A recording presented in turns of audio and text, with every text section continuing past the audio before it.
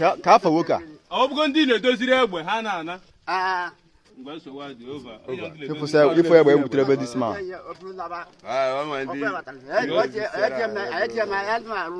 ama m oke ha na-enyekwa gị ego ndị ahụ ị na-edoziri ha na-enye gị ego ndewonu ụmụnne m ndị Igbo ndị ọma njem ọnụ ekelekwa m unu ebe nsi ewetara unu ozi a bụ n'ụlọ ozi ndị sim.si ha asịrị FM aka m bụkwa nwanne gị nwoke 042 Solex onye akụkọ ụwa.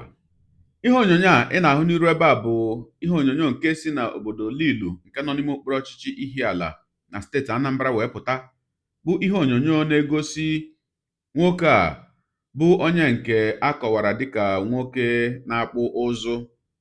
Otu ozi nke anyị nwetara bụ nke anyị ga-egere mgbe anyị ga-enyo anya na ya bụ ihe onyonyo na-akọwa na ya bụ nwoke bụ otu onye ama ama na gburugburu Ihiala niile, ma onye kọwakwaranụ ya bụ nwoke na-akọwa na o bibu na obodo Asaba wee na-akpụ ya bụ ụzụ, na ọ bụ ụzụ ọ na-akpụ ka o ji wee zụcha ụmụaka ya niile. Wee na-akọwa na ya bụ nwoke mechara wee lata n'obodo ya bụ obodo Lilu nke bụ na Ihiala wee na-akpụkwa ụzụ ọ na-akpụ ndị ma ya wee na-ewetakwara ya ọrụ, ma ndị ọ na-arụziri egbe, ma ndị nwere egbe ha ji eche onwe ha, ma ndị nwere nke ha ji achụ nta, onye ọbụla na-ewetara ya ọ na-arụkwanụ. Ewe na-akọwa na ya bụ nwoke na mgbe gara aga na o nwebuola mgbe ndị ọrụ agha obodo Naijiria nyoro ya bụ nwoke enyo na ọ dịka ọ na-arụrụ ndị ori ọrụ. Wee gaa n'ụlọ ya wee mechaa nnyocha na nchọpụta, gbacha ya bụ nwoke ajụjụ ọnụ, wee hụ na aka ya bụ nwoke dị ọcha, wee lawa. Wee na-akọwakwa na o nwela mgbe ndị ọrụ agha Biafra na-ahụta ya bụ nwoke na ọ dịka ọ na-arụrụ ndị ọrụ agha Naijiria ọrụ, wee gaakwa nyochacha ya bụ nwoke, wee hụ na aka ya bụ nwoke dị ọcha, wee hapụkwa ya wee lawa. Mana nke meziri ugbu a bụ na ndị ọrụ nchekwa ndị ime obodo, ndị ọ dịka ndị Udogachi na ndị o nwere onye ọrụ agha obodo Naijiria hụrụ ebe ahụ bụ onye amị, ọ dịka gasị na ọ bụ Joint Task Force, bụ ihe gaziri n'ụlọ ya bụ nwoke wee gbakwa ya ajụjụ ọnụ, wee bido bupụtashiwe ihe niile nọ n'ụlọ nwoke, si na nwoke na-arụrụ ndị ori ọrụ, na ọ bụ ndị ori ka ọ na-arụrụ egbe. Wee mewekwa dịka emechara ya bụ nwoke agbachara ya ajụjụ ọnụ ahụ. Ihe onyonyo ọzọ anyị hụrụ bụ ihe onyonyo ebe ebupụtara ozu nwoke wee na-egwu ili ebe a ga-eli ya bụ nwoke, nke bụ na ozu nwoke eruchala ahụhụ. Ogologo kwa dị mmanụ ka mgbede, ya mere buru oche gị kpudobe nso ma nọrọ ala ka anyị anya na ya bụ ihe onyonyo bụ nke si na obodo Lilu n'ime okpuru ọchịchị Ihiala na steeti Anambra wee pụta. Ya mere asịla na Solex si kama lere onyonyo ya. ha na-edoziri ndị egbe ka afọ dị man kedu afọ dị man ka afọ nwoke a ọ bụgo ndị na-edoziri egbe ha na-ana mgbe nsogbu dị over ifo egbe egbutere ebe dis man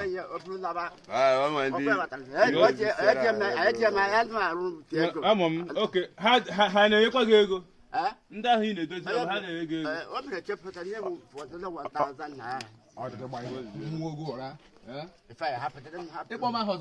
ọchị ikwu eziokwu eziokwu hapụ gị. O nwere ebe ọzọ egbe dị ebe a? Onye nwe ebe a? Onye nwe na? Onye nwe ụlọ ọ nọ Lagos. Ka ebe gị wa bi? mara nwe ndị bi ebe ahụ ebe nara hụ gaghị ebutere ga n'ime ọ n'ime gaghị ebutere ga ka nara hụ ana m agba. ị nwere laịsensị eji arụ egbe? dugoro ya ka o nwere laịsensị? O nwere laịsensị. Ọlụsigo egbe ebe ha ọkwa erusigo nke a erusiala ya erusigo ya esere rube egbe arụ. Nyere mgbomgbe na-ebupụta ebe dis man nye a tusu nwoke a ji arụ egbe. ihe a na just iwere gas na-asachasịa ya na oku agwụ ọ nọ na ihe egbe n'ọrụ na egbe n'ọrụ Ani okorokoro ihe ochie egbe. Ihe ochie egbe. All service here. Ifo ngwongwo na ngwongwo. All these things will go for motor. You don't have service, sir. But okay, we know I'm already sir. Already man. No, you know what I'm doing. Kedu afa gị? You don't Ka afa gị? You don't work am. Okoro, Linus. Okoro onye. Lanu nso onye. Lanu nso onye. Deni. Lailu su onye. Linus. Nzekwe. Ndebe nzekwe. Mana me chere chukwu. Ọ bụ sọ egbe a na-eji agba anụ ka ị na-arụ kwa ị na-arụ ndị egbe. Mana anụmanụ ndị obodo a mana ị na-arụ egbe. Amana ị na-edozi ya. Kele ndị dị ha Onye ya hụ onye ọbụla ka mụrụ onye ọbụla. kende na-ata na-eje dị nta ịma nwoke a na-ekwu okwu. Nke a dọbụrụ gbalel, nke a pọmpụ. Onwe onye ma afịa. Esiri m So ndị ọha nta niile na-ebutere gị egbe ka ị dozie. Onwe onye ma ahịa. Ọ na-ekwu ka obodo dị mma ụmụaka si n'ọhịa butere gị egbe ijukwara ha ha ewere a na-egbu anyị ha ewere a na-achụ.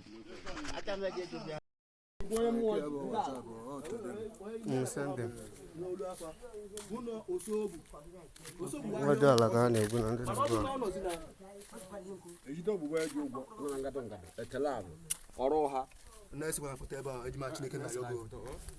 gba gị na foto ka m na-ese ọga ya na ese foto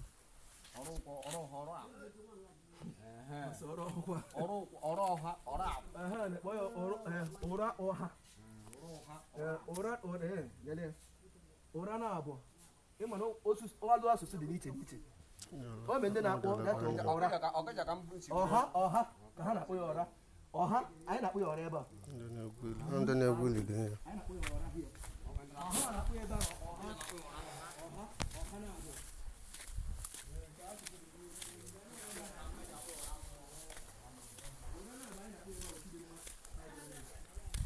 ya ebe a na-agbasa ka m na-aga ndị a bụ ndị na-egwu ala na-egwu ala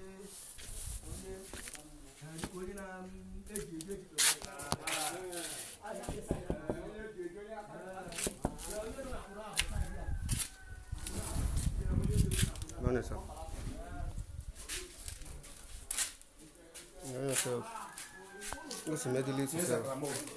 What's the middle east itself?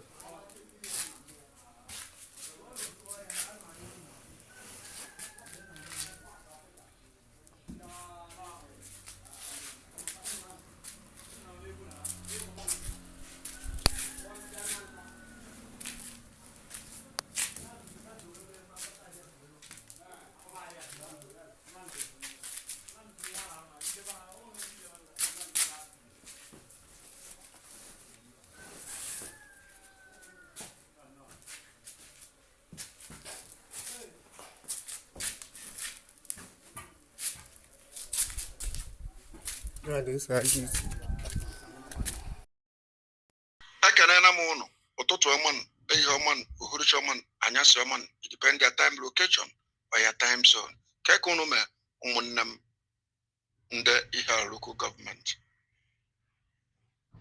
eji m anya mmiri with returners wee pụta inye speech a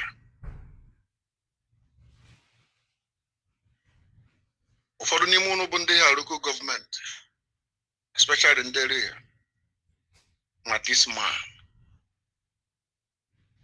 is a popular man. Then I say also. Yes. This man ananga. Also from Asaba. Yeah, back Korea, na service. Ebe nwa issue e wetara o service ya ọ na-akpọ ụzọ now nwoke si Asaba anọtara ya na-akpụkwa ụzọ ya ka o ji ụmụ ya niile ka o ji zụ ụmụ ya niile including nwa ya nwanyị a na-anụ n'uri na ndị nna m ochie kwa ndị nna ochie birikwa ụzọ a ka o ji wee mụọ ụzọ a ka o ji kwụsị ya army eje na be this man. Mgbali rukwu ọkụ n'ọnụ. Ndị army eje na bịa mee investigate. Mana ya abịa kọrọ this man. Ọ ihe ọ na-arụ. Right from time. Because you so many. Ndị army emechaa investigate lapịa. Gaburu nwa ha.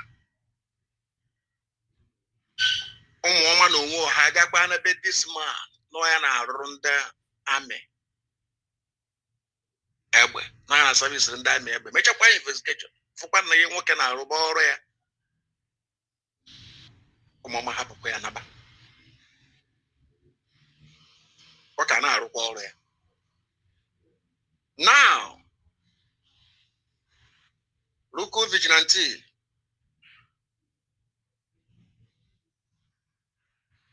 combine work. On na no local vigilante.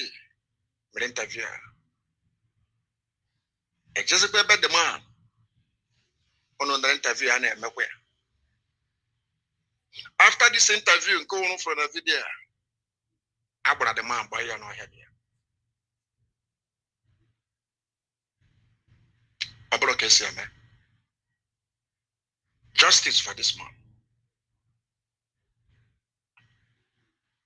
Adama na ebe a na-emegide mmadụ, adama na ebe a na-eme na mụ na onye adọrọ mma ka mmegide ya. No. Ị ga-aga due process.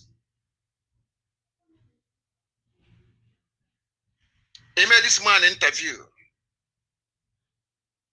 Ọ bụ na interview mere ya na inweta na eja certify na interview mere ya. Then, you take him to Oka.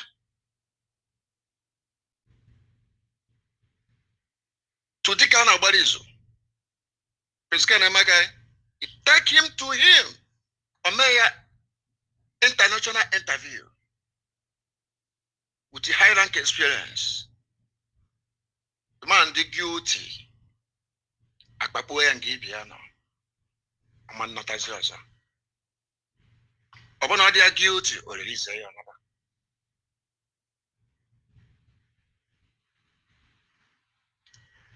And about this man can't.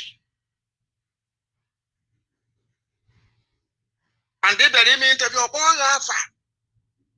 If I knew. Cause the bone boy Alpha. Was an able that man, Hojo Nobi.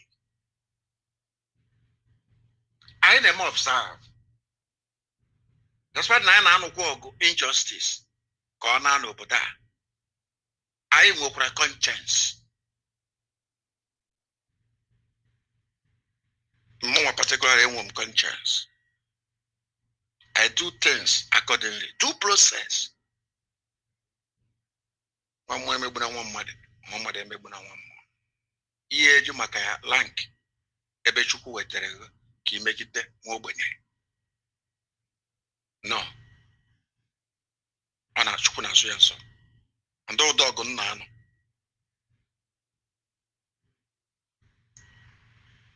This man who know here, if I know here, this man Brafon and do the local vigilante here. Genyai explanation. Genyai evidence. Real Babu Waka is that. That due process. That proper investigation. From Highland.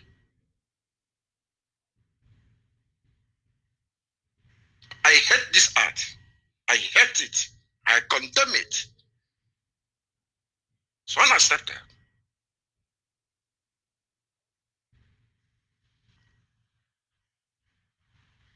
I'm bittered.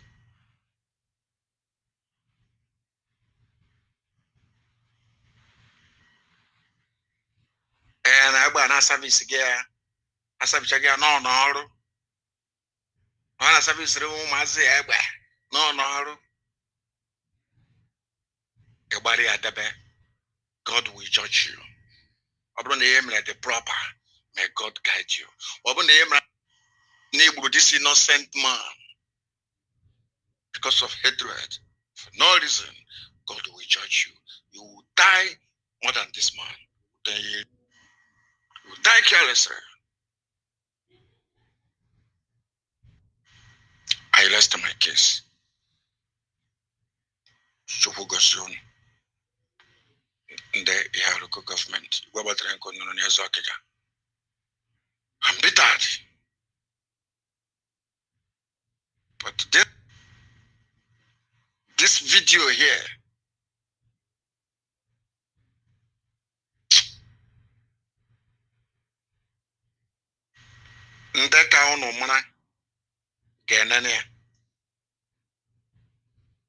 thank you.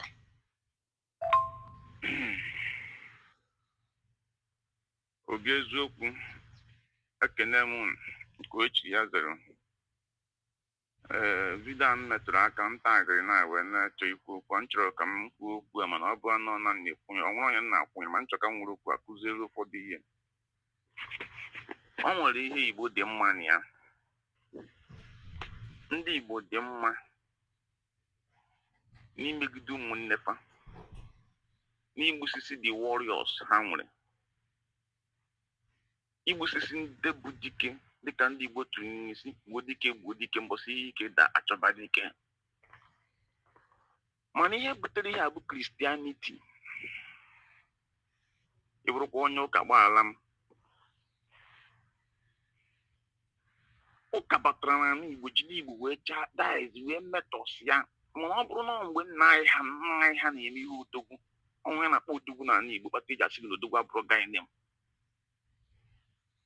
etu afọ this man na ndị okenye nọ n'ise ejide ya akpọrọ ya ma nga ga-akpọ ya jestred na mmụọ obodo na-efe o nwere ihe ji nwa arụsị ọkeji akpọ arụkwụsị eje na mmụọ dị ike mana amụsụ a na-eyi adadonwu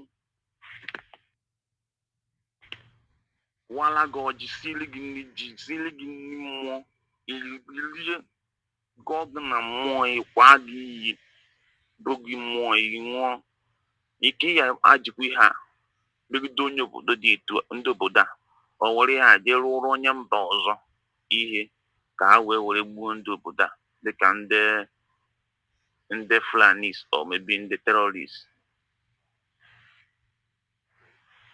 after ka ha mechara ya dịka nwa ndị abụ ndị sekuriti a jidere ya nwere ike empower the man because na ọṅụ nara ha gbaa ya ndụ ha kpọrọ ya kọmpanị na-achọ na ha bụ ndị sekuriti na-eyuzu gasị eche obodo nwa nke mere ka aja asụchiri ọnụ ya na o mere mmebi na ọ na-arụcha ọrụ ọfụma the man na-asavisi ihe ya. Let me tell you for something why we are black men you don't reason properly. This thing this man is doing is what he call a career. After all, no bro social na akpụ ụzụ. Ihe a part of ịkpụ ụzụ na nka.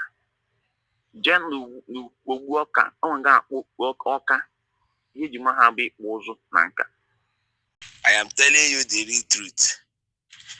Up till now, nobody has ever come out equal at this man, the bad or Lord the evil. Because the man is not a bad person. The man, yabu akabo fokobupa la behanga. The man is not a bad being, he's not a bad person. But these evil boys that is hiding under vigilante decided how we see this man. I am calling on Igbo Batureni. I am calling on Chief Emaka to investigate this issue.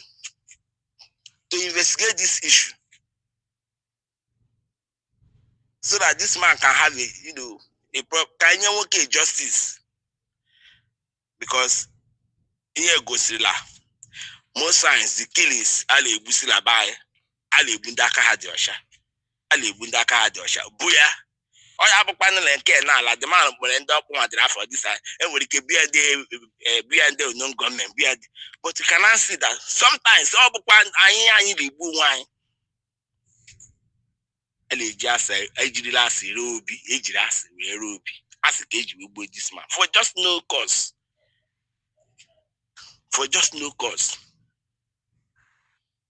My heart is broken. Sakwa kan lebe.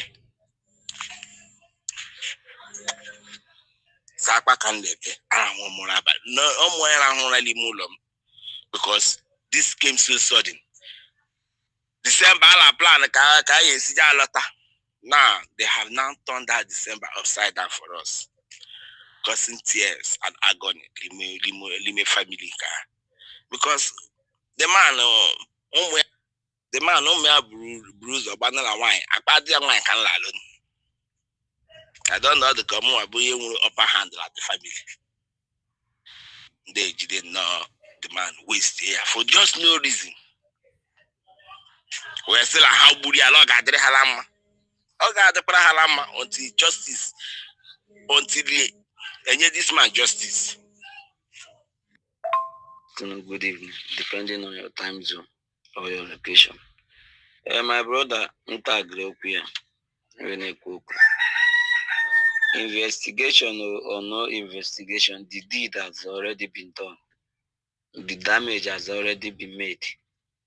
If a kalili here behind the scene, okay, choose the minus go see video atrocities are happening in our place here called local government. More than this are happening. Nothing like he got through process before you take action. Only as a vigilante or everything. We feel losing our power, authority to take somebody's life. I did the anaka. Onwe kayana madosi nwe issue or nwe counter. Whether after the fusion maybe no so put on the case or take a law into his hand. Abana mother ababugo nyobuna. Mgbe the man na boy afa na boy fine or see or not if kwakosi amago the man or like if the man say adoji we amabugu yola amani ezbola and that man ejebego ebe 70 something years to 8 years. That this man abuzumas. This man now anamola abuzumas. When I boy fine, on your coffee again. Yeah, may and cause. The man I was yesi we so where because they get by you. Only as an damage, you go investigation. Arapia. The police German investigation, the police are like, oh, but the common vigilante, Mboha common now, Wuteba Iche. Mboha common, Wuteba Iche. Mangi for goody the atrocity ana cause. Talk as about boosting them mother, anyhow, now want them mother, went to see so. Oh, Yana Kuni, you were Matazi during the agitation of Biafra for the as in an agitation Biafra of more. Only open affluence, but tag terrorists, tag babu. You now want them mother country, now want them mother. One day, one equal, one defending one, defending themselves. I saw a neighbor, but I go quickly. Yeah, men will get in Ibodechi now, he is defending one. Attack a terrorist or tag you half or job, bag of half of Mubuge, Ababunonia, Tonya Ghana. No traceable, nothing. Many people lost through their lives during this last period of 18. Are the uncountable? Many souls, many innocent souls are wasted. Anna Agutaon Kaneba Quatata, natural their justice, Menafuba. And these people continue to be killing people. Kusi no even no proper investigation, nothing. As far as no Igbo Pam, Obuno Yausaka Afloketa. In the vigilante about you quickly, do we touch you? Do we harm you? I Brageba, I Brugima, do we touch you? Do you make enough for an equal to Toku? Ọkikirichala ya bụ ihe onyonyo.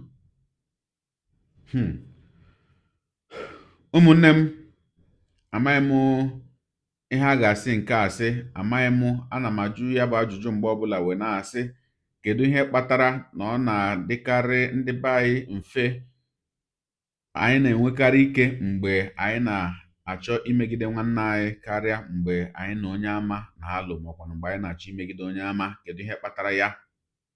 Kedu ihe kpatara na ihe ga-eme onye Igbo, ihe ga-egbu onye Igbo ga-esi onye Igbo n'aka? Kedu ihe kpatara ya? Ọ bụkwa ihe dị mwute o. Ọ bụ ihe dị mwute. O nweghịzi ọtụtụ okwu m ga-ekwu na okwu a, maka na ụmụnne anyị bụ ndị anyị gere olu ha, bụ ndị tinyerela ọnụ na ya bụ okwu, ha ekwutachala ya bụ okwu, bụ ndị na-etinye ọnụ na obi eziokwu. Maka na ụdị ihe dị otu a bụ, kedụzi ka anyị ga-esi nwe ọnụ wee na-asị na a na-emegide anyị maọbụ na ndị obodo Naijiria ejighị ndụ anyị kpọrọ ihe ọbụla, ebe anyị onwe anyị bụ ndị Igbo na-ejighị ndụ onwe anyị kpọrọ ihe ọbụla. Lekwa nwoke nọ na ọgbọ ahụ, nwoke karala nka, agasị na ya bụ nwoke na-ezu ori ka ọ gịnị? Ngwa onye na-arụ egbe maọkwa na onye na-arụziri ndị mmadụ egbe ọzi arụ, ọzi kraịm? Kedu ebe dere ya na Constitution na onye na-arụziri ndị mmadụ egbe bụ na? Kedu ihe akaebe ndị ahụ gburu ya bụ nwoke nwere na ya bụ nwoke na-arụziri ndị ori egbe? Amaghị m nnọọ ihe a ga-akpọ nke, amaghị m ka ụdị obi ụfọdụ ndị Igbo nwere na nke ikpeazụ a. Onye gbagburu ya bụ nwoke ugbu a, kedu ihe ya na nwoke a na-azọ? Ndị Igbo ka anyị matakwa na ihe na-eme, maka na ihe a na-eme ugbu a bụ ihe dị n'ihu na-abịa. Ana m ahụta ihe a dịka, maka na a sị na uche onye adịghị ya njọ, ana m ahụta ihe a dịka nkata ndị iro na-akpa ka e wee kpochapụcha ndị niile bụ ndị nka na ụzụ, ndị mara anya ka esi arụzi ngwa ọgụ, maka mgbe ihe mmiri a na-eru ugbu a ga-ebido izo, ka e were ugbu a kpochapụcha ndị niile ahụ bụ ndị ma anya ya na be anyị. Gwakene m, nwoke a dị otu a, ọ bụ na Soludo enweghị ike inye akpọgara Soludo nwoke a n'Ọka? Soludo enweghị ike inye ya ọrụ ka ọ bụrụzi anya ga na-arụzi egbe ndị ahụ na-arụrụ Soludo ọrụ na ji arụ ọrụ? Kedu ihe mere na ndị Igbo ọ na-adịkarị anyị mma imebi ihe anyị nwere, ihe ọma ọbụla anyị nwere dị anyị n'aka ichekwa, anyị emebie ya? Ọ jọgbukwara udele na njọ ma sigbuo nkakwụ n'isi o. Gbuo dike na ọgụ ụlọ, gbuo dike na ọgụ ụlọ. Mgbe ọgụ ezi pụtara chọwa dike, nwanne gị ahụ igburu tata maka ihe na-enweghị isi, maka akpọmasị gị na iyi nwere n'ebe ọ nọ, makwanụ maka obere okwu na-esere gị na ya. Oge na-abịa mgbe ị ga-achọ nwanne gị ahụ ka ọ baara gị uru, mana ị gaghị ahụzi ya. Ndị Igbo ka anyị mara nụ ihe. Ndị Igbo ka anyị dụọ n'onwe anyị ọdụ. Onye mara asụ ya sụọ n'odo, onye na-amaghịkwa na-asụ ya sụọ n'ala. Lekwa ka esi wee memi na nwoke bụ nnọọ sọsọ arụ ọkpara bụ na ọ na-akpụ ụzụ, ọ bụ onye nka na ụzụ, ọ gụcha nnọọ arụ ya bụ nwoke kpara. Ọkwa n'otu obodo Lilu ahụ, mkpụrụ ụbọchị ole na ole gara aga, na ime wikendi gara aga, ka ndị omekome gara n'ụlọ ụka St. Andrews Anglican Church wee gbaa ọtụtụ mkpamkpa ebe ahụ, gbuo nwunye onye ụkọchukwu, ma gbaa ihe niile nọ na ya bụ ụlọ ụka ọkụ, merụọ ọtụtụ ndị mmadụ ahụ. Ejimaka na ndị gburu nwoke a, ejimaka na unu ejidechela ma gbuchaa ndị niile bịara kpamkpamkpa ahụ n'ụlọ ụka ahụ. Ejimaka na unu ejidechela ha, ebe ọ bụzi nwoke dị otu a bụ ihe bụ nsogbu unu. Tụfịa, Chukwu jụkwa ihe ọjọọ. Maka ndị na-ahụbeghị ya bụ ihe onyonyo nke fepụtara mkpụrụ ụbọchị abụọ gara aga, bụ na ụlọ ụka St. Andrews Anglican Church Lilu, ka anyị nyere anya na ya bụ ihe onyonyo na nkenke oge ka m pụtakwanụ.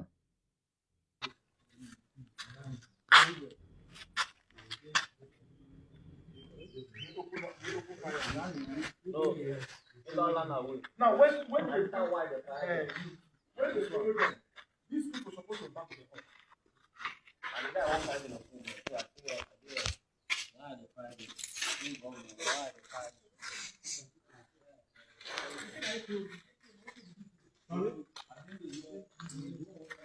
Now, with this one, now we have lost two vehicles now, and a machine, motorcycles.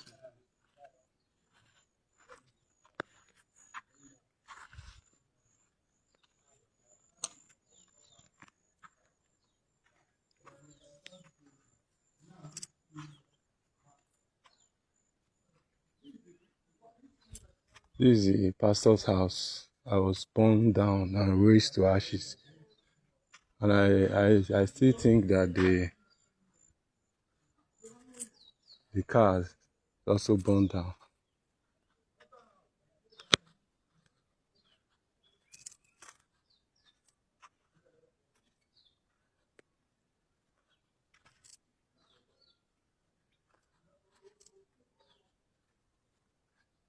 Oh, Jesus. This is the pastor's car. Burned down. Ukochukwu's car. Burned to ashes and building. Let's see. It's quite unfortunate that at this time in our community, when we are trying to see that we gain back our community, things like this are happening. It's quite unfortunate. It's quite very, very unfortunate. Quite unfortunate. It's the compound.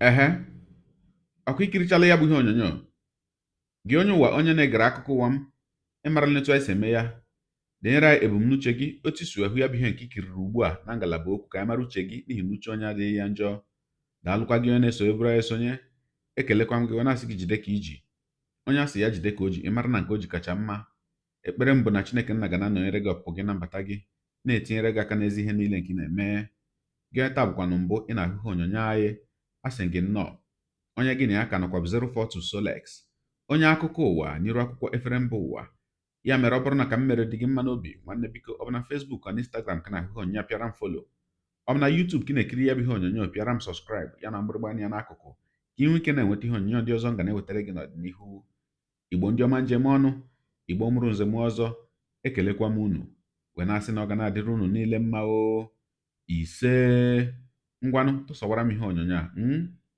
na-atụsara m ya bụ ihe onyonyo na-apịrị maka na share button ya mara gị mma onye nke m udo dịrị unu